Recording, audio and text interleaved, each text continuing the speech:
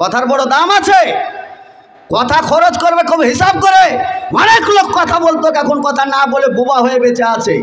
কথা বলতে জানো বলেই অপচয় করবে না কথা। প্রত্যেকটা কথা মূল্যায়ন করবে আর প্রত্যেকটা কথা সাদকা হিসাবে গ্রহণ করবে, এই হিসাবে কথা বলবে। কথা আসে বলেই হড়ার করে কথা বলে, কথা এক টাইম শেষ হয়ে যায়, বিছানায় বুবা হয়ে থাকে, আর কথা চলে না। এরকম লোক আছে না নেই? শুনতে দেখতে পাওয়া যায় না? অনেক লোক অপচয় করে সময়। খাবারকে অপচয় করে, খাবে 100 গ্রাম নিবে 500 গ্রাম, 400 গ্রাম অপচয় করে। এমন লোক আছে 3 মাস ধরে কোনো খাবার টাবার নেই, শুধু ডাবের পানি খেয়ে বেঁচে আছে। আছে না নেই? ওর আয়ু আছে, খাবার ফুরিয়ে গেছে।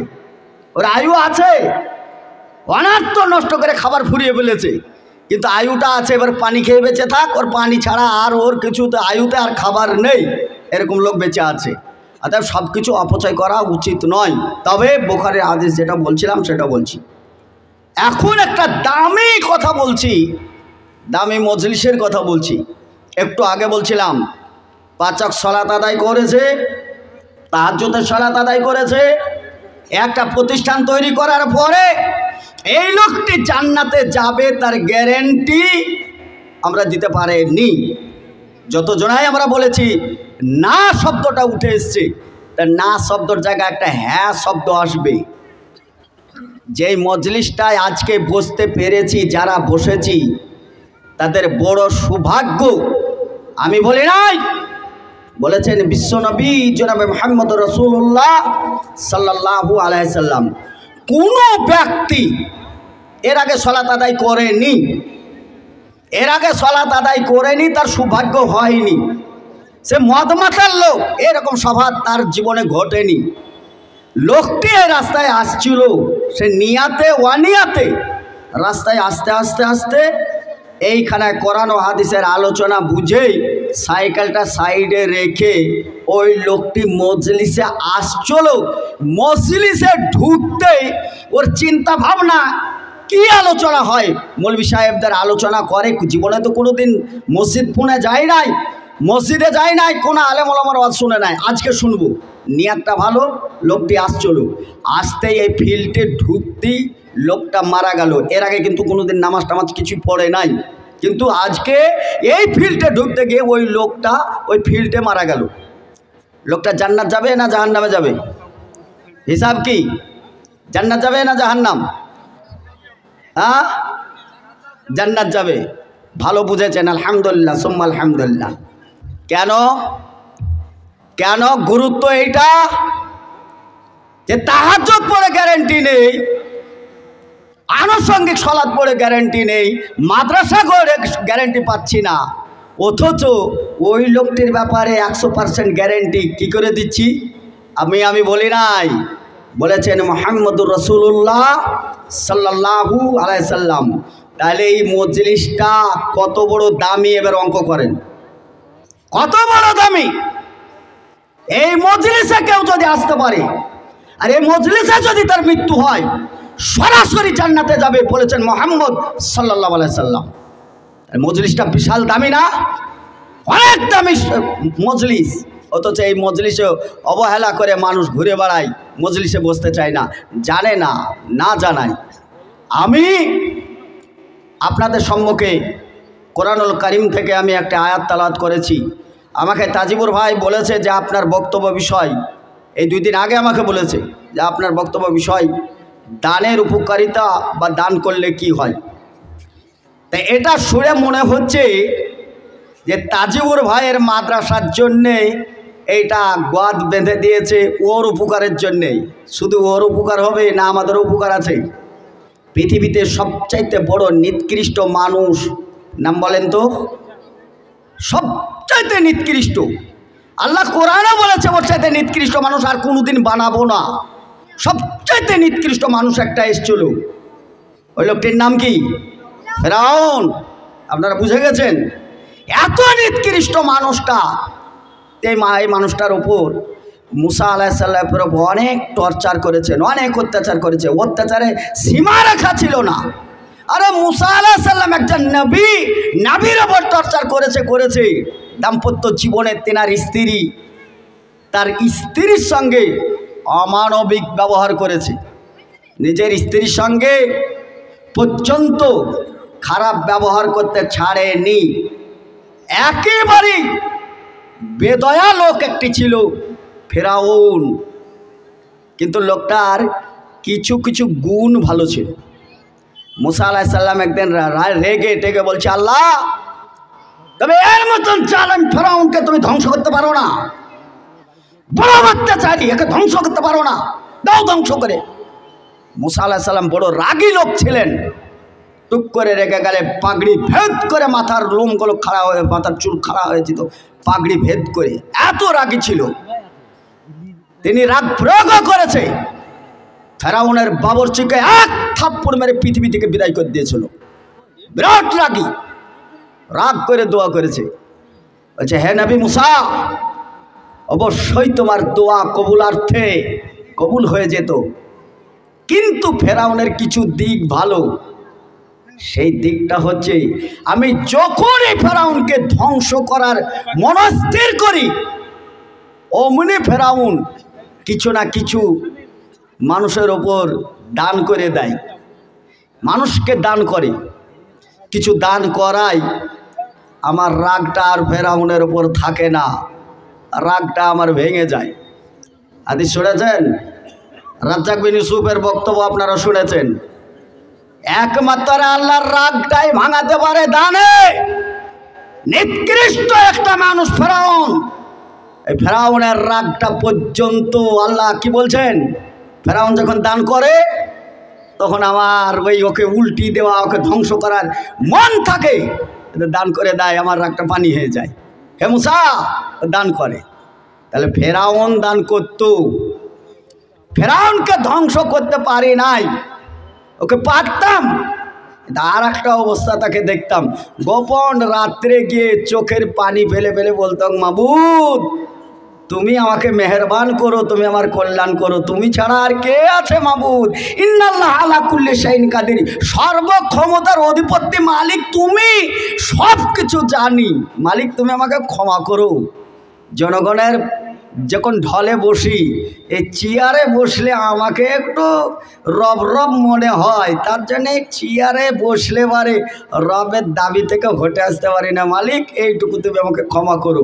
আল্লাহ রাব্বুল আলামিন বলছেন, ওকে ধ্বংস করার এই মন স্থির করলেও গোপনে যখন এসে আমার কাছে চোখের পানি ফেলে দেয়, আমার মনটা খুব নরম হয়ে যায়, তখন আর ধ্বংস হয় না।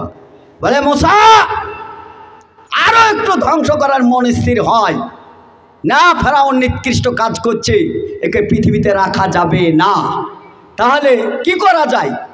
চিন্তা ভাবনা করেই দেখি, ফেরাউনের মুখে দেখছি বড় বড় দাড়ি, ফেরাউন মাঝে মধ্যেই দেখি বড় বড় জুব্বা গায়ে দেয়, পাঞ্জাবি গায়ে দেয়, মাথায় টুপি দেয়, ওর একটা পরিবেশ যেন আল্লাহকে সন্তুষ্ট সন্তুষ্ট ভাব থাকায় আমি রেগে থাকি, কিন্তু রেগে থাকার পরেও তার লেবাস পোশাক টুপি দাড়ির উপর তাকিয়ে ধ্বংস করা যায় নাই। সমস্ত টুপি দাড়ি বা একটু সে পাঞ্জাবির উপর আল্লাহ রাব্বুল আলামিনের একটা মেহেরবানি আছে। বলেন তো, এই রাস্তা দিয়ে কোনো পাঞ্জাবি আলা গেলে পারে, যদি রাস্তা দিয়ে যাচ্ছেন এই গভীর রাত্রে, এখান থেকে পাগলাচণ্ডী যাবেন, নির্জন জায়গা, এলাকায় অনেক খুন খারাপি হয়েছে, অনেক মার্ডার হয়েছে, আর ছিনতাইয়ের তো অভাব নেই। রাস্তায় যাচ্ছিলেন, 4-5টা কুকুর আসছে, ভাউ ভাউ ভাউ করে চলে আসছে সামনে, আপনি কি করলেন? চাই চাই চাই, ইন্না লিল্লাহি ইন্না লিল্লাহি ওয়া ইন্না ইলাইহি রাজিউন, লা ইলাহা ইল্লা আনতা সুবহানাকা ইন্নী কুনতু মিনাজ জালিমিন, আল্লাহ বাঁচাও গো, আল্লাহ কুকুরের হাত থেকে বাঁচাও। দিয়ে সাইডে লোক করে ঘুঘু মেরে দাঁড়িয়ে গেলেন কুকুরের ভয়ে, দিয়ে আস্তে আস্তে করে বললেন, যা যা চল যা, কামড়াইস না, লা ইলাহা ইল্লা আনতা লা ইলাহা ইল্লা আনতা সুবহানাকা ইন্নী কুনতু মিনাজ জালিমিন। বড় বিপদ, বড় বিপদ, বড় বিপদ। বাচ্চা গা চমকে ধারে দাঁড়িয়ে গেলেন, কুকুরটা ঘাউ ঘাউ করে চলে আসার পরে আপনি সাইডে যখন সারেন্ডার হয়ে দাঁড়িয়ে থাকলেন, কুকুরগুলো ঘুরে যাবে না আক্রমণ করবে? কথা বলেন, ঘুরে যাবে না? কুকুর ঘুরে যাবে। ও বুঝতে পেরেছে যে না, এই লোকটা নিরীহ লোক, এই লোকটা ভদ্র মানুষ, এই লোকটার ওপর আমরা ঘাউ ঘাউ করে এসছিলাম বটে, কিন্তু এর ভদ্রতা প্রমাণ করে এর উপর আক্রমণ করা যাবে না। কুকুরের হিতাহিত জ্ঞান আছে, যার জন্য লা ইলাহা ইল্লা আনতা সুবহানাকা ইন্নী কুনতু মিনাজ জালিমিন ইন্না লিল্লাহি ওয়া ইন্না ইলাইহি রাজিউন বলে কুকুরের হাত থেকে রেহাই পাওয়া যায়। দোয়া পেলেন, ভালো হলো। কিছু হাফ প্যান্ট পরেছে, হাতে লাল সুতে বাঁধা, মাথায় ফেটা বাঁধা, গলায় মালা, কানে দুল, লম্বা চুল, রাস্তায় আসছে, ছোট ছোট লাঠি আছে, পকেটে ভোজালি আছে। এখন যদি সামনে দেখার পরে খুব দোকান রব্বানা জালামনা আনফুসানা ওয়া ইল্লাম তাগফির লানা ওয়া তারহামনা লানাকুনান্না মিনাল খাসিরিন, বড় বিপদে আল্লাহ তুমি বাঁচাও, এই হাত থেকে মনে বাঁচা যাবে না। ইন্না লিল্লাহি পড়লেন, কুল হুয়াল্লাহু আহাদ পড়লেন, সব দোয়া শেষ হয়ে গেছে। দোয়া এখন পড়তে পড়তে চলে গেলেন কাছে। তারা কিন্তু মানুষ, হাফ প্যান্ট পরে আছে, গলায় মালা আছে, কানে দুল আছে, লম্বা চুল আছে, হাতে সুতো বাঁধা আছে, ছোট্ট একটা ডান্ডা আছে। জোড়হাত করে বললেন যে স্যার আমাদেরকে আর জালসা করে আসছিলাম, আমরা ভালো মানুষ, ছেড়ে দেন। ছেড়ে দিবে, ছেড়েছে। জোড়হাত করলে পরে হাতের ওপর কোপ মেরেছে। এ কুকুরের চাইতে খারাপ, ওর মধ্যে কোনো ভিত্তা নেই, মানবতা নেই, একটা কুকুর বোঝে। কিন্তু কুকুরের চাইতে খারাপ হলে এই সমাজের লোক, তারা এরা বুঝতে পারেনি, কারণ তার কাছে কোরআনের আলো যায়নি, হাদিসের আলো যায়নি, রাসূলের আলো যায়নি। আলো না যাওয়ায় তার কাছে অন্ধকার। কুকুরকে ছেই করলে কুকুর দাঁড়ায়, এদেরকে ছেই করলেও দাঁড়ায় না। এরা কুকুরের চাইতে খারাপ। বেশি বলা হচ্ছে, এটা বেশি বলা হচ্ছে। ধরা পড়েননি আপনি, অতএব ধরা পড়লে বুঝতে পারবেন। মুনতাজুল এক বক্তা, ভাইরাল বক্তা, দেখেন নাই? এই মুনতাজুল বক্তাকে বম মেরেছিল। কুকুরে মেরেছিল না, কুকুরের চাইতে খারাপ তারা মেরেছিল। কারা মেরেছিল? এই বক্তব্যের সঙ্গে ওইটা অ্যাটাচ আছে। বক্তব্যের জন্য আমাকে মুনতাজ টাকা দেয়নি যে আমার বক্তব্যটা ভাইরাল করুক, কিন্তু এই বক্তব্যের সঙ্গে মেল আছে। কথাটা ওইখানে অ্যাঙ্গেল টেনে দিলাম যে মুনতাজুলকে বম মারার কারণ হচ্ছে কুকুর হলে ঘুরে যেত, কেরা মানুষ ঘুরে যায়নি, বম মেরেছে। বাস্তবের সঙ্গে এটাও মিলিয়ে দিলাম, এটা মিলিয়ে দিলাম আপনাকে, আপনার সন্দেহ হতে পারে। চলুন, কেন এই কাজটা করেছে? অন্ধ হাফেজ, যারা অন্ধ হাফেজ, তারা মসজিদ অনেক জায়গায় সওয়াল করে। এক মসজিদে আদায় করে আর এক মসজিদে যেতে গেলে আর মুসল্লি পাওয়া যায় নাই। এক মসজিদে সওয়াল করেছে মাগরিবের সময়, কিছু টাকা পয়সা আসার বহর দেখে এশার নামাজটা একটু তাখির করেছে। ওই পাড়ায় ছিল একটু বড় মসজিদ, ওই মসজিদে এশার সলাটটা আদায় করেছে 2-5 মিনিট হেরফের। ওই মসজিদে আদায় করার পরে এই মসজিদে এসছে। এখন এই মসজিদে আসার পরে সবাই চলে গেছে, এসে দেখলো জামাতের লোকটা পেল না, হাফেজ আর একটা বাচ্চা ছেলে তাকে নিয়ে এসছে মসজিদে। আসসালামু আলাইকুম, হাফেজ তো সাহেব দেখতে পারে না, দেখতে পাই না, আসসালামু আলাইকুম আর রহমতুল্লাহ। তো লোকজন নেই, তো সালামের জবাব কে দেবে? বাচ্চাটাকে বলছে, কিরে লোকজন নেই, জামাত ভেঙে চলে গেছে নাকি? বলছে কেউ তো না, একটা মুরব্বী লোক আছে। বলে রাত্রে তো এখানে থাকতাম, তাহলে তো লোকটা নেই, তাহলে কি করবি? খাবার দাবার ওখানে খেলাম না, এখানে খাবো বলে লোকজন নেই, কি করা যায়? তো একটু বসার জন্য বসলো। বসার পরে ওই লোকটিকে জিজ্ঞাসা করছে, যাবো আবে সাহেব বাড়ি কোথায় আপনার? তো আমাদের বাড়ি জঙ্গিপুর গো। তা আপনি এখন আসলেন এখানে, আগে আসতে পারেননি? যে ওই মসজিদে ছিলাম, একটু দেরি হয়ে গেল, আর কি করব। তা খাওয়া দাওয়া হয়েছে? তো মুরব্বী বলছে যে খাওয়া দাওয়া হয়েছে। হাফেজ সাহেব বললেন না, খাওয়া দাওয়া হয়নি, মসজিদেই খাবো বলে এলাম। এখন এই খাবার হয়েছে বলাই মুরব্বী বিপদে পড়েছে। ওই কথাটা যদি না বলতো তো দরকার ছিল না। দিনে লোকে রোজা রাখে, তাহলে রাত্রে রোজা রাখতে হতো। আমরা অনেক মসজিদে খুতবা দিই, প্রচুর লোক, দানবীর লোক থাকে, সব হুড় করে বেরিয়ে চলে যায়। মৌলী সাহেব আপনার খাবার দাবারের কথা কেউ বলেছে? এই কথাটা বলা লোক একটাও, ওই দামি লোকটা পাওয়া যায় না।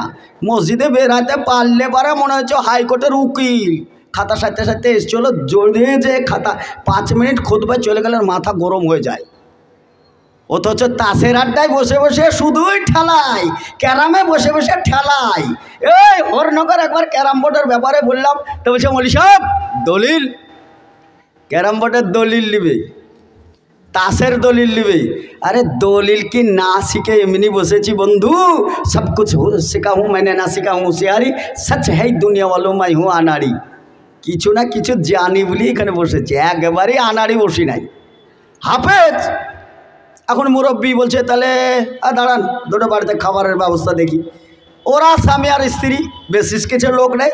এখন তো অধিকাংশই হাঁড়ি ছোট হয়ে গেছে, অধিকাংশ হাঁড়ি ছোট হয়নি, হাঁড়ি এখন ছোট স্ট্যান্ডার্ড হাঁড়ি। এখন দুটোর বেশি তিনটে দেওয়ালে লেখা আছে, বাস্তবে তাই হচ্ছে। ছেলে কি আর হয় না, না ওর স্ত্রীর কাছে সয় না, আল্লাহ জানে। ছেলে কেন কম, দেওয়ালে লেখার সঙ্গে ভিতর ভিতর লাইন হলো কি করে? সরকারের সঙ্গে কি ঘুষ খাওয়া হয়েছে?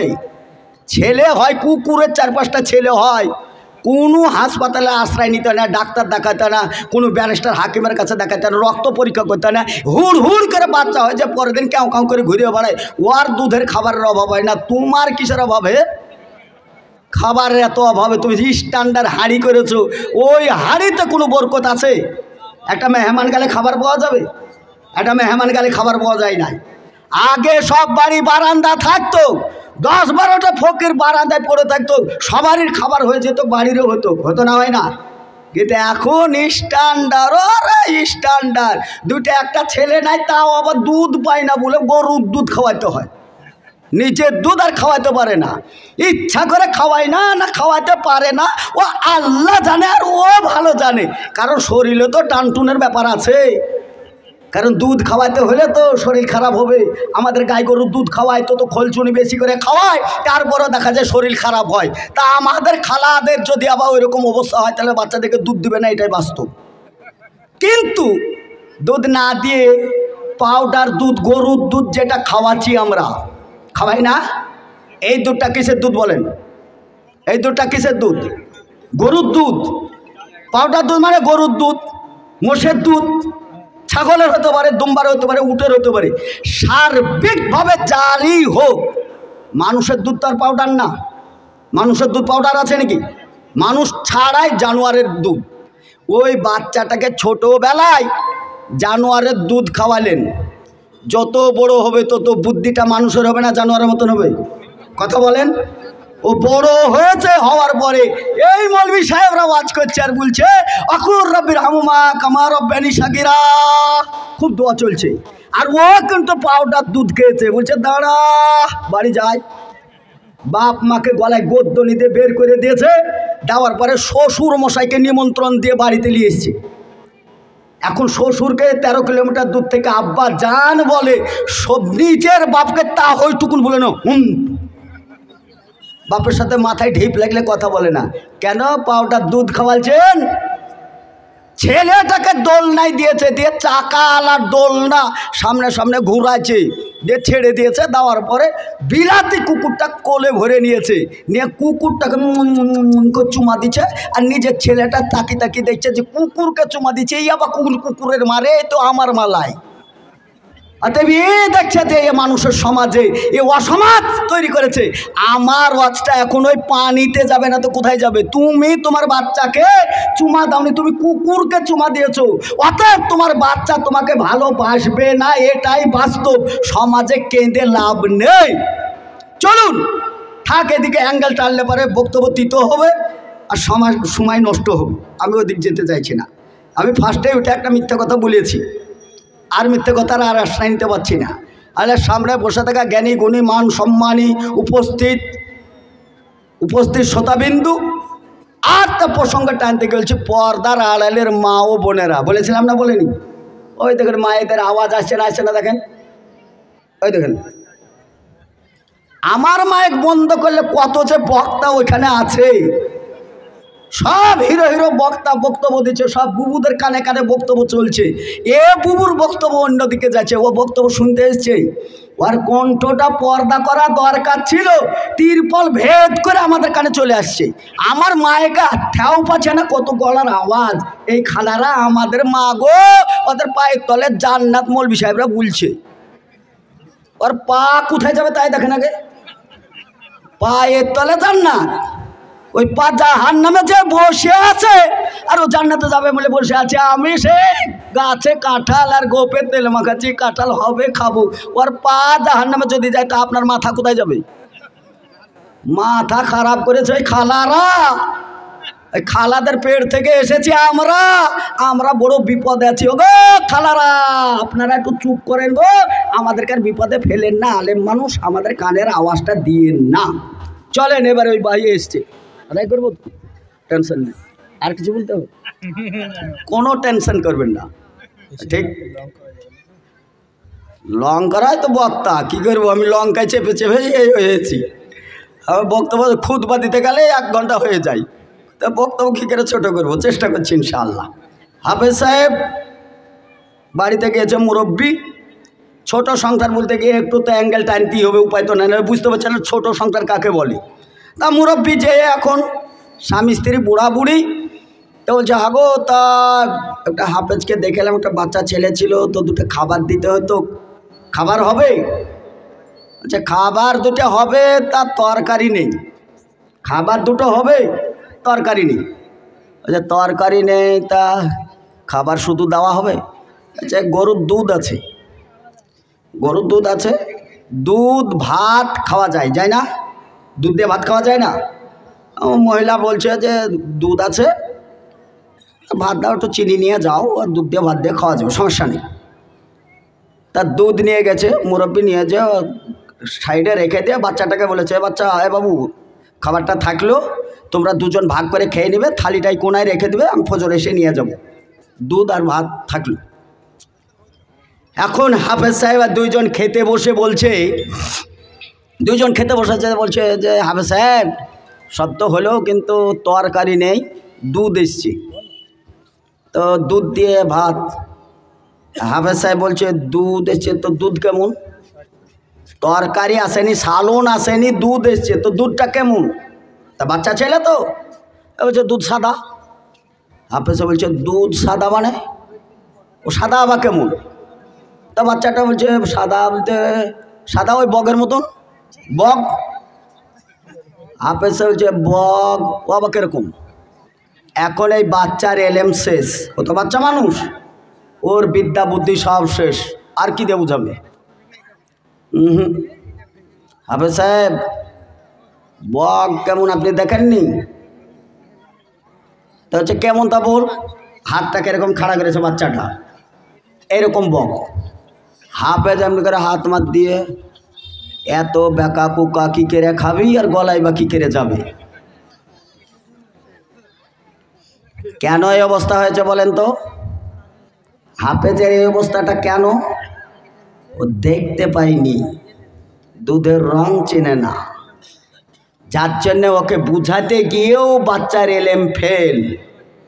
ওই যে হাফ প্যান্ট পরনেওয়ালা, ওই যে পটি লাগানি ছিঁড়া প্যান্ট পরনেওয়ালাদেরকে আমরা বুঝাতে পারিনি।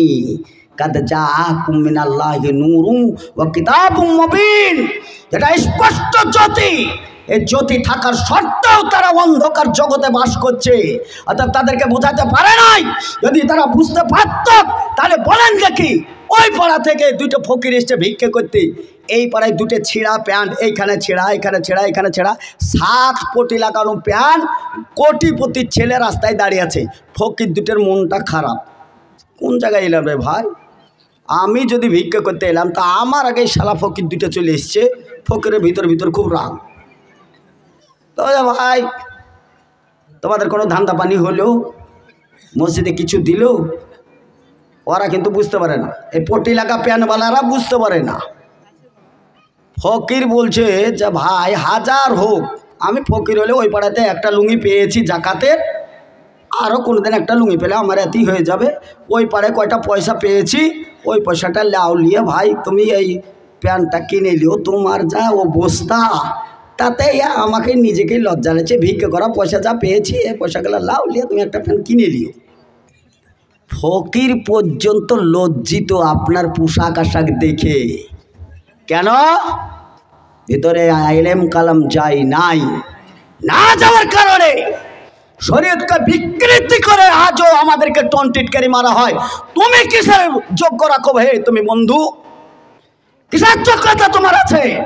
কোন যোগ্যতার ভিত্তিতে তুমি আলেমদেরকে অ্যাঙ্গেল করে তাকাও একটা করো? তোমার চাইতে কম দরের মানুষ আমরা। অহংকার আল্লাহ তুমি মুক্ত করো। অহংকার ছাড়াই বলছি, 2 দিন আগে একটা ট্র্যাক্টর কিনেছি আমি, ওই একটা 4 চাকা গাড়ি কিনে নিয়ে এসেছি। তারপরে একটা ড্রাইভার আমার সঙ্গে থাকে, তারপরে মোটর সাইকেল তো সাইকেলের মতন ব্যবহার হয়। তোমার আছে? তুমি আমাকে ভিখারি মনে করো কেন? তোমাকে সালাম দিলে তোমার গায়ে জ্বালা করে কেন? আমি তোমার কল্যাণ করতে এসেছি। ইন্নাল্লাহ রাব্বি ওয়া রাব্বুকুম ফাবুদু হাযা সিরাতুল মুস্তাকিম। তোমাকে রাস্তা দেখাতে এসেছি। তুমি 1000 দিন বলেছো রব্বানা আতিনা ফিদ দুনিয়া হাসানা ওয়া ফিল আখিরাতি হাসানা ওয়া কিনা যাবান্নার। তুমি বলেছো তুমি রাস্তা পাওনি, তুমি রাস্তা পাও নাই। তোমার রাস্তা হারালছে, তোমার রাস্তা হারিয়েছে বন্ধু। 3 পণ্ডিত নৌকায় চেপেছে, 3 পণ্ডিত নৌকায় চেপেছে। চাপার পরে মাঝিকে বোকা পেয়েছে। মাঝিকে বোকা পেয়ে মাঝি যখন পাল টানছে, এক মাস্টার বলছে অঙ্ক জানো? মাঝি বলছে অঙ্ক যদি জানবো তো এই পাল টানবে কে? অঙ্ক জানি না। তোমার জীবন বেকার বরবাদ, তুমি অঙ্ক জানো না, তোমার জীবনটাই শেষ। আর একজন বলছে তুমি বিজ্ঞান বোঝো? না স্যার আমি বিজ্ঞান টিজ্ঞান সব বুঝি না। আর একজন বলছে দুনিয়া চলতে গেলে দর্শন লাগে জানো? স্যার আমি কিছুই জানি না, আমি মাঝি মানুষ, নৌকা টানি। পশ্চিম গগনে দেখছে বিশাল মেঘ। মাঝি বলছে স্যার আপনাদের সব অঙ্ক টঙ্ক জিওগ্রাফি ভূগোল ইতিহাস সব বুঝলাম, আপনারা সাঁতার জানেন? সাঁতার জানেন? ওই যে পশ্চিমের যা মেঘ, পশ্চিমের দিকে ওই যে পশ্চিমের যা মেঘ উঠেছে, তুফান উঠবে। আর এই তুফানে হাল ধরে ঠেকাতেও পারি না, ঠেকাতেও পারি। কোনো বিদ্যা জানি না, একটা বিদ্যা জানি, সাঁতরি এপার থেকে ওই পার যেতে পারবো। তোমার অঙ্ক ভূগোল জিওগ্রাফি নিয়ে তুমি এখন ডুবো, তুমি এখন জাহান্নামে যাও। বুঝে আসে কথা? বুঝে আসে?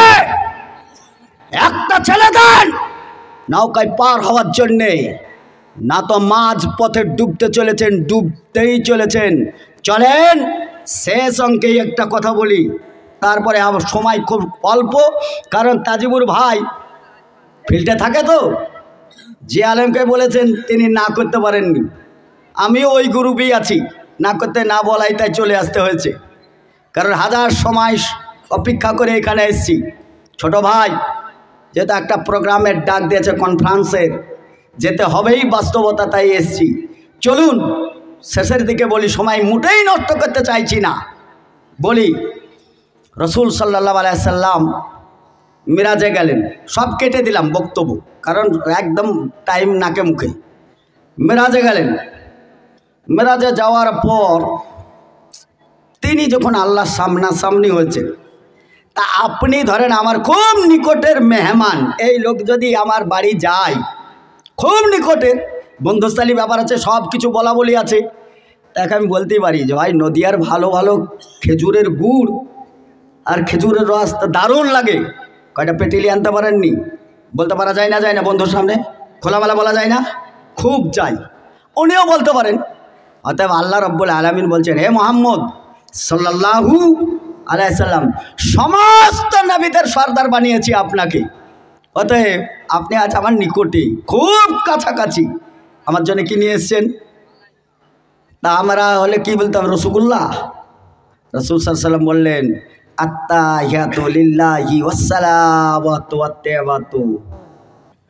আল্লাহ এত খুশি হলেন, এত খুশি হলেন, হওয়ার পরে বলছে, এই দাঁড়ো দাঁড়ো দাঁড়ো মুহাম্মদ সাল্লাল্লাহু আলাইহি সাল্লাম, আপনি দাঁড়িয়ে যান। কি বললেন?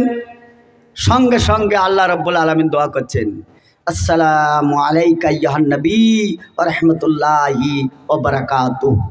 আল্লাহ নবীর উপর দরুদ পড়লেন, সঙ্গে সঙ্গে ফেরেশতারা বলছেন আল্লাহ নবীর উপর দরুদ পড়ছেন, অর্থাৎ আমাদেরকে পড়তে হবে। কি বললেন? আসসালামু আলাইনা আলা ইবাদুল্লাহিস সালিহিন, আশহাদু আল্লা ইলাহা ইল্লাল্লাহু ওয়া আশহাদু আন্না মুহাম্মাদান আবদুহু ওয়া রাসূলুহু। ফেরেশতারা বললেন, কথাটা খুব নিকটের, পাকাপাকি কথা বলতেই রাসূল সাল্লাল্লাহু আলাইহি সাল্লামের মন চাইছে যে জান্নাত আল্লাহ বানিয়েছেন আর আমি আল্লাহর নিকটে এসেছি, অফার ছেড়ে লাভ নেই। জান্নাতটা কেমন একটু দেখা যায়? হে জিবরিল, যাও, মুহাম্মদ সাল্লাল্লাহু আলাইহি সাল্লাম তেনার ইচ্ছা প্রকাশ করেছেন জান্নাত দেখার, যাও জান্নাত ঘুরিয়ে নিয়ে এসো, জান্নাতে নিয়ে যাও।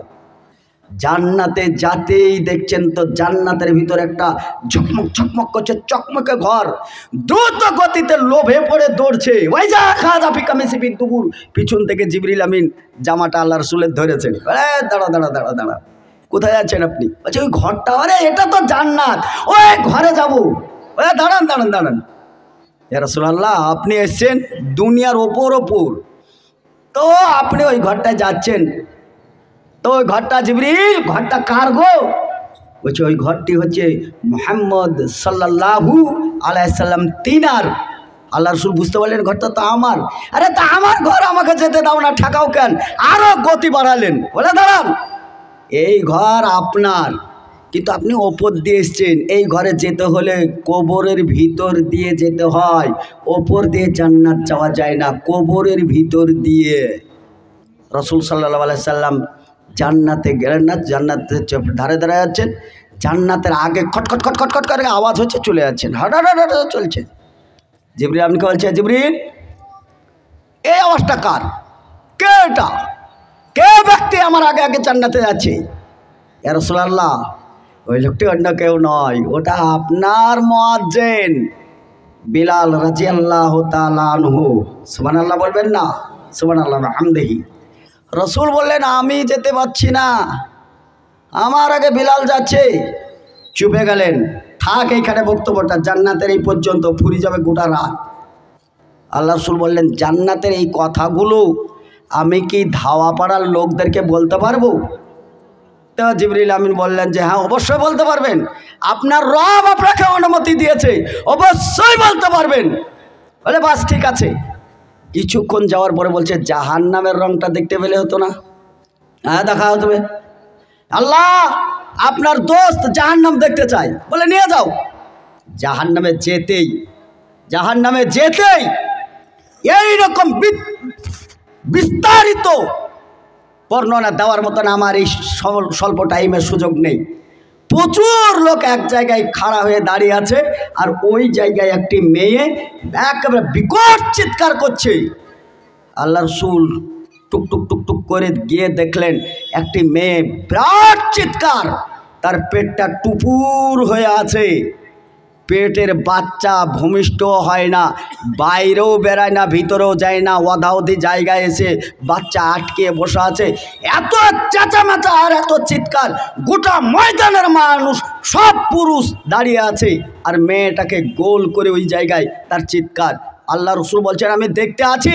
এমন সময় জাহান্নামের ফেরেশতা, আগুনের ফেরেশতা আগুনের কাঁচি নিয়ে তার বাচ্চা ভূমিষ্ঠ করার জন্য, সিজার করার জন্য আসলো। একটা বাচ্চা বের করতে 70 বছর পার হচ্ছে। জিবরিল আমিন বললেন মেয়েটা কোন সম্প্রদায়ের গো? মেয়েটার এই অবস্থা কেন? বললেন আল্লাহ রসুল বললেন মেয়েটার এই, জিবরিল আমিন বললেন মেয়েটা অন্য কোনো সম্প্রদায়ের নয়, এটা আপনার উম্মতের ধাওয়া পাড়ার মেয়ে। বললেন আমার উম্মত? তাহলে অপরাধ, এর অপরাধটা কি? বললেন নামাজ ত্যাগ করার জন্য অপরাধ না, দান করেনি তার জন্য কোনো অপরাধ না। অপরাধ হচ্ছে মেয়েটা বেহায়া বেপন্ন রাস্তায় ঝাড় দিত, গায়ে হাতে কাপড় থাকতো না, এইটা হচ্ছে তার বিপদ। এই বিপদের জন্যে একই অবস্থা। রাসূল সাল্লাল্লাহু আলাইহি সাল্লাম বললেন আমি কি ধাওয়া পাড়ার লোকদেরকে খবর দিতে পারবো? কালার নাম অবশ্যই পারবেন। ভাই বলেন তো, দুটো কথা বলেছি, এক জান্নাতের আর এক জাহান্নামের। এই জাহান্নাম থেকে বাঁচার উপায় আছে না নেই? তাহলে আবারও খুঁজতে হবে। ও তো গ্রেফতার, এখন এই থেকে বাঁচার রাস্তা, এই থেকে বাঁচার রাস্তা মুসলিম শরীফের হাদিস এসছে।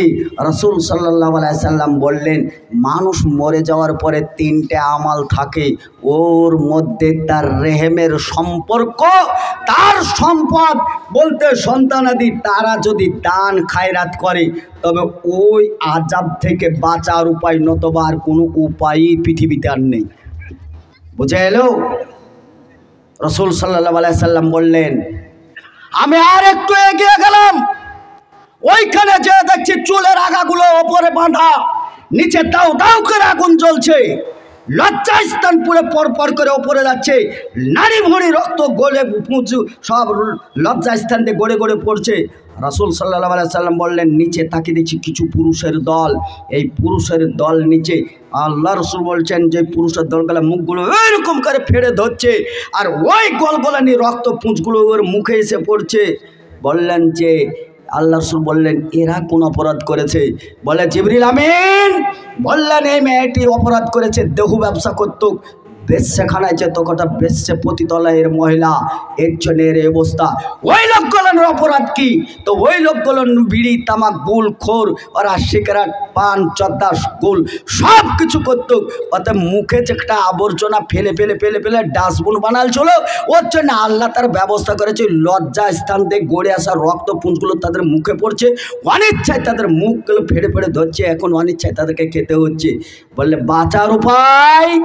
বললে বাঁচার উপায়, তার রেহেমের সম্পর্ক পৃথিবীতে যারা বেঁচে আছে, তারা যদি তার বাপের নামে তার মায়ের নামে পতিতালয় যে ছিল তার নামে যদি সাদকা দান খায়রাত করে, আল্লাহর বিরাট রাগ, ফেরাউনের মতন দাম্ভিক অহংকারের ওপর রাগ মিটেছে, তো এর ওপরও রাগ আল্লাহ মিটাবেন, আশা করা যায়। এটা হাদিস মুসলিমের। ভাই সকল, আমি সে কীর্তি সন্তান পৃথিবীতে বেঁচে আছি, আমার মা চলে গেছে, আমার বাপ চলে গেছে, কোন কারণে কোন আযাবে গ্রেফতার হয়েছে আমাদের জানা নেই, তবে আমরা সেই সম্পদ বাপ মায়ের রেহেম থেকে এসেছি। 10 টাকা হলেও দেওয়া যাবে, 5 টাকা হলেও দেওয়া যাবে। আমি লটারি কেটে তাবিজ বিক্রি করি নাই, হাদিস সবগুলো সহি বলেছি। সোশ্যাল মিডিয়ায় আজকে না শুনলে কালকে বাড়িতে শুনবেন, কমেন্ট করে জানাবেন মৌলভী সাহেব এই হাদিস আপনি ভুল বলেছেন, প্রমাণ যদি দিতে পারেন। জাতির সামনে আব্দুর রাজ্জাক বলে কথা বলবো না, আমিও রাজ্জাক সাহেবের কথাটা গ্রহণ করে নিলাম। ভাই সকল, আমি লটারি কাটতে আসি নাই। আপনার বাপ মা আত্মীয় স্বজন যারা কবরবাসী হয়েছে তারা তারাহি করছে, পৃথিবীর সব খবর বাড়িতে বসে পাওয়া যায়, কিন্তু 1.5 হাত নিচে কবরের খবর পাওয়া যায় না। এইরকম আমরা সন্তান আছি যারা 10 টাকা 5 টাকা 2 টাকা 1 টাকা এই ভাইয়ের মাদ্রাসায় আমরা দিতে পারবো কি পারবো না? ভাই একটু আপনারা পা খরচ করে একটু উঠে এসে কমসে কম আমার হাতে আপনি 10 টাকাও দিতে পারেন, ওটা বলুন, তাহলে আপনারা এইখানে টেবিলে দিবেন। অবশ্যই কেউ কিন্তু দিবেন না এরকম বিষয়। আর যেহেতু মাদ্রাসা कतरा कतरा से दरिया बन जाता है, খেজুরের গাছ তো আপনারা লাগান না, ওই যে সন্ধ্যাবেলায় 1 ফুট করে রস বেরোয়, মনে হয় যে কলসি ভরবে, তা সকালবেলায় যখন যে পারতে যায় তখন ঠিকই কলসি ভর্তি হয়ে যায়। আজকে এই দেহটা ছোট আছে, এই ছোটটা বিরাট আকার ধারণ করবে কিসে? আজকে যারা আমরা টাকা দিচ্ছি না, কালকে কিন্তু পস্তাতে হবে। এই বিল্ডিংয়ে 10 টাকা দিইনি, আজকে এত বড় প্রতিষ্ঠান হয়ে গেল। হতে পারে আমরা আমার মাদ্রাসা টিম করে চলতে হয়, যে মনিরুল মোল্লা যার কাছে ব্যাগ রয়েছে আমার মাদ্রাসার ছাত্র, আজকে ওইখান থেকে এসে আজকে তাজিবুর ভাইয়ের মাদ্রাসায় সে কাজ করছে।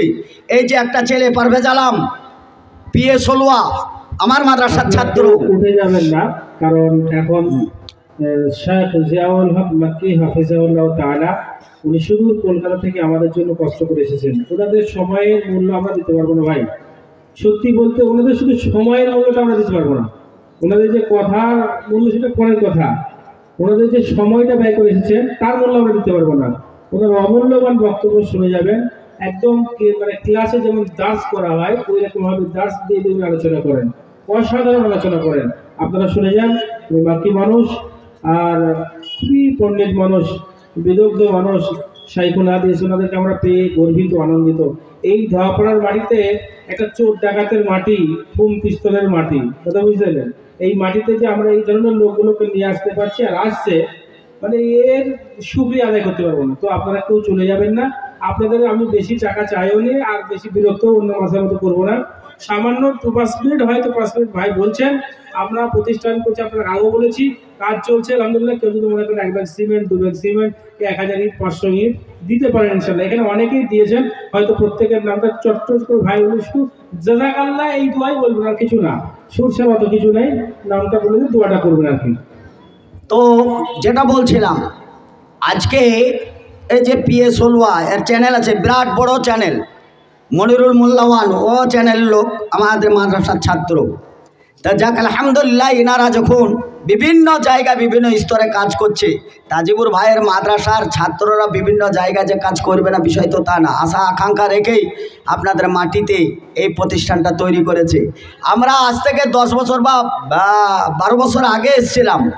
প্রতিষ্ঠানটা হলে এই সুবাদে হয়তো বছরে একবার আপনাদের সঙ্গে সাক্ষাৎ হবে, এটা আমাদের সাক্ষাৎ হওয়াটা স্বাভাবিক। ভাই উঠে যাবেন না, আপনার কাছে 10 টাকা চেয়েছি, 20 টাকা চেয়েছি, বেশি কিছু চাই নাই। অতএব খুব অল্প হলেও আপনি মনের দিক থেকে 10 টাকা 5 টাকা দিবেন। আমারও ওই মাদ্রাসা ছোট্ট ছিল, আজকে দেখতে পাবেন সোশ্যাল মিডিয়ায়, এদের চ্যানেলেই দেখতে পাবেন বিরাট কলেজ আকারের হয়েছে, মানুষই দিচ্ছে, আপনারাই দিয়েছেন। বলে ভাইয়ের মাদ্রাসার জন্য দোয়া খায়ের রাখি, আল্লাহ যেন ভাইয়ের মাদ্রাসাকে বৃহত্তম আকারে নিয়ে আসে, আল্লাহ যেন ভাইয়ের মাদ্রাসাকে কবুল করে নেন, আমিন। ভাই কিছু নোট মনে হয় আছে। মোহাম্মদ রফিকুল ইসলাম, মোহাম্মদ রফিকুল ইসলাম ভাই 27,600 টাকা, 27,600 টাকা দান করেছেন, সময় একদম নষ্ট না। ভাই রফিকুল ইসলাম, রফিক মানে হচ্ছে দোস্ত, ইসলাম মানে ইসলামের দোস্ত, প্রমাণ হচ্ছে টাকাতে। 27,500 টাকা দান করে ভাই মাদ্রাসা প্রতিষ্ঠান দান করে তিনি অধিকারী হতে চেয়েছেন। ভাইয়ের মনোবাসনা নিয়াত আল্লাহ তুমি ভালো জানো, আল্লাহ তুমি পূরণ করে দাও। জাযাকাল্লাহু আহসানুল জাযা, খায়রাল জাযা, বারাকাল্লাহু আলাইকা। বিশেষ অতিথি মুজিবুর রহমান সাহেব, উনি 5000 টাকা দিয়েছেন। জাযাকাল্লাহু আহসানুল জাযা, খায়রাল জাযা, বারাকাল্লাহু আলাইকা ওয়া আলাইকা মা আলাইকা। শেরশিল মারফত ভাই 10,000 টাকা দিয়েছেন। জাযাকাল্লাহু, বারাকাল্লাহ, হায়াকাল্লাহ, আল্লাহুম্মা সাল্লি আলাই, আল্লাহুম্মা বারিক আলাই। আব্দুল গাফফার ভাই 10,000 টাকা দিয়েছেন। জাযাকাল্লাহু আহসানুল জাযা, খায়রাল জাযা, বারাকাল্লাহু আলাইকা। লালটু মারফত 30,000 টাকা। জাযাকাল্লাহ ভাই, জাযাকাল্লাহ ভাই, অনেকে সহযোগিতা করেছেন, করবেন সামনের দিন। ভাইয়ের এই প্রতিষ্ঠান চলছে, কেউ বালি দিতে পারেন, পাথর দিতে পারেন, রড দিতে পারেন। একমাত্র আদায়কারী হিসাবে কিছুটা কথা বলার জন্যে ভাই আমাকেই অনুরোধ করেছেন। যে সমস্ত বড় বড় শায়েখরা এসছেন তেনাদেরকে বলা শোভাও পায় না, বলতেও পারেননি। মতিউর রহমান সাহেব উনি নিজের ইচ্ছাই হয়তো এটুকু বলেছেন, তাকে শুক্রিয়ান কাসিরান জিদ্দা, তাকে অনেক অনেক শুক্রিয়া আদায় করে তিনি নিজে থেকে অনেক কিছু বলেছেন। হয়তো শায়েখও বলবেন, কিন্তু আমি খুব নিকটের লোক, আপনাদের খুব পরিচিত লোক, আমার উপর ওনার দাবি আছে বলে হয়তো বলেছে। সভাটা ভেঙে দেবেন না, মূল্যবান কথাগুলো কিছু শোনেন। যতটা ফুল ততটা সেন্ট তত রকমের। আলতাফ শেখ 5,000 টাকা দিয়েছেন। জাযাকাল্লাহ, আল্লাহ ভাইয়ের দানকে কবুল করে নাও। হায়াকাল্লাহ, বারাকাল্লাহ, আল্লাহুম্মা সাল্লি আলাই, আল্লাহুম্মা বারিক আলাই। আরিফ শেখ 3,000 টাকা দিয়েছে। আসিফ 1,000 টাকা। জাযাকাল্লাহ হাসানুল জাযা, খায়রাল জাযা। মনিফাত দাদা 1,000 টাকা দিয়েছেন। হাজি রেজাউল করিম উনি 1,000 টাকা দিয়েছেন। নওশাদ শেখ ভরতপুর থেকে 10,000, ভরতপুর থেকে 3,500, 3,500, 40 কেজি হলো চাল। চাল আমাদের মাদ্রাসা চালাতে গিয়ে অনেক সময় আমাদেরকে অবাক লাগে, পেঁয়াজ পাঠিয়ে দেয়, রসুন পাঠিয়ে দেয়, লাল কুমড়ো, পুঁই, সবই এরগুলো প্রয়োজন। যেহেতু একটা বোর্ডিংয়ের মাদ্রাসা, বোর্ডিংয়ে খাই ওরা ছাত্ররা, আপনার বোর্ডিংয়ের বাচ্চারা খাবে, দোয়া করবে, বারাকাল্লাহ, আপনার মালে বরকত হবে। আমরা বিষয়গুলো অনেক ঘিরে ঘুরে অনেক কিছু আলোচনা করলে সবগুলো ক্লিয়ার হতে পারতাম, হয়তো বক্তা রেখে এটা আর করছি না, আর বেয়াদবিও আর করতে চাইছি না। আপনাদের কাছ থেকে অসমাপ্ত বক্তব্য ব্রেক করে আপনাদের কাছ থেকে বিদায় চাইছি। হায়াত বাকি, মোলাকাত বাকি, আবারও কোনো দিন আসা যাবে, আবার সাক্ষাৎ হবে ইনশাআল্লাহ যদি বেঁচে থাকি। আর যদি মারা যায়, আপনারা যদিও কেউ মারা যান, পৃথিবীতে তো থাকতে পাবো না, কুল্লু মান আলাইহা ফান, পৃথিবী ধ্বংসশীল, ধ্বংস হবেই হবে। ওয়া ইয়াবকা ওয়াজহু রাব্বিকা যুল জালাল ওয়াল ইকরাম, যিনি থাকার তিনি থাকবেন, অর্থাৎ আল্লাহ থাকার থাকবেন, আমরা কেউ থাকবো না। ভাই এই প্রতিষ্ঠানটা ঠিক এইরকমই, এই প্রতিষ্ঠানটাও থাকবে সাদকায়ে জারিয়া হিসাবে। অতএব ভাই প্রতিষ্ঠানের দিকে লক্ষ্য রাখবেন, রড দেবেন, কেউ বালি দেবেন, কেউ সিমেন্ট দেবেন। যাই হোক ভাই, খুব মনে আশা নিয়ে ধাওয়াপাড়ার মাটিতে একটা বিদ্যালয় তৈরি করতে চাইছেন। এই বিদ্যালয়টা আল্লাহ তুমি কবুল করে নিও, সার্বিকভাবে আমার ভাইকে বরকত দান করো। জাযাকাল্লাহু হাসানুল জাযা খায়রাল জাযা, বারাকাল্লাহু আলাইকা ওয়াহলেকা মালেকা। ভাই যারা দেওয়ার ইচ্ছা আছে, একান্ত ইচ্ছা, কে মৌলভী সাহেব বলুক আর নাই বলুক দেব, অবশ্যই টাকাটা দিয়ে আপনি যাবেন, অশেষ নেকির অধিকারী হবেন। যাদের বাপ মা আত্মীয় স্বজন যারা আমাদের সব বিদায় হয়েছে, তারা এই দান ছাড়া আর দোয়া ছাড়া আর কিছু সম্পদ তাদের কাছে আর পৌঁছাবে না। অতএব আপনি যদি সত্যি কীর্তি সন্তান হন, তাহলে অবশ্যই এটা মনে রাখবেন এবং দান করার চেষ্টা ভাবনা করবেন। অবশ্যই এটা আমি দায়িত্ব নিয়ে আপনাদের কাছে করে জোরে অনুরোধ রাখি, আপনারা অবশ্যই এটা ভুল না করে 10 টাকা 5 টাকা যে যা পারবেন দেবেন। এই বলে আমার বক্তব্যকে ইতি টানছি। আসসালামু আলাইকুম ওয়া রাহমাতুল্লাহি ওয়া বারাকাতুহু।